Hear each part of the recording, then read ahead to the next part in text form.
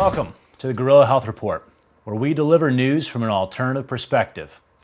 We're streaming to you from the interweb and featured in clinics across the nation. I'm your host, Doc Edwards, and these are your top stories. A recent issue of the Journal of Manipulative and Physiological Therapeutics recently published an article from a chiropractic teaching clinic which looked back at its records for problems associated with adjusting children. Adjusting kids is a big issue within the profession of chiropractic. Probably next to the stroke issue, there's none more controversial. That statement needs to be put into context, though.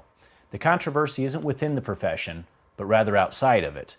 Hence, there's a growing body of research examining both topics to hopefully inject some hard science into what chiropractors as a profession have been saying for over 100 years. Chiropractic is safe and effective, even for children.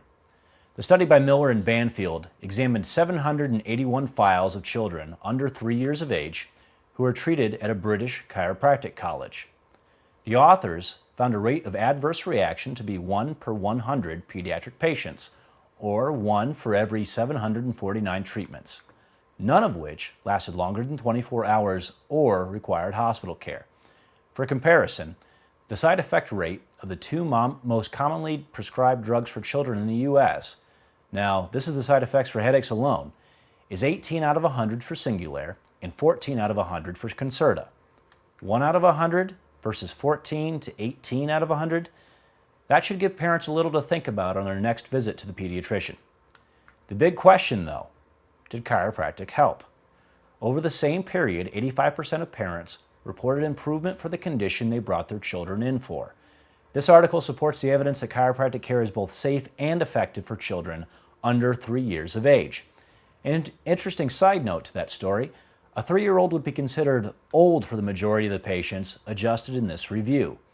Almost 3/4 of the patients were 3 months old or younger.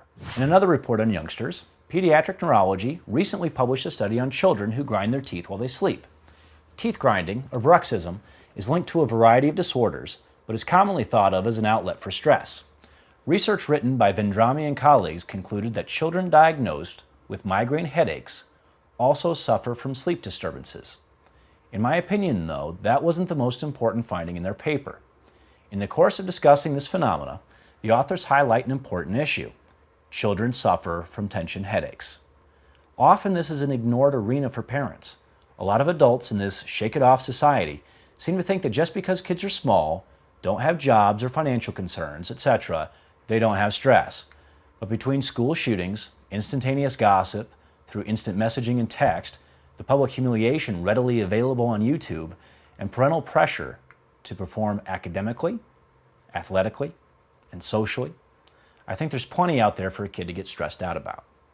In addition to stress, a study by O'Banion a few years ago linked tension headaches with risk factors such as high caffeine intake and anxiety, all of which can be found running rampant through the halls of most public middle schools and high schools. It shouldn't be surprising then that the bodies of half of those children experiencing tension headaches are finding the only outlet for overactivity they can manage. Their engines are still revving when they're supposed to be sleeping, and hence they're grinding their teeth at night. Well, we at the Guerilla Health Report certainly couldn't bring you information like this without your support.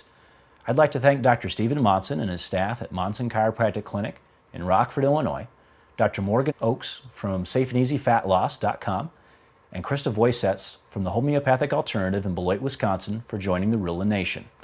To sign your clinic up or for show notes on today's program, please visit us at www.guerillahealthreport.com.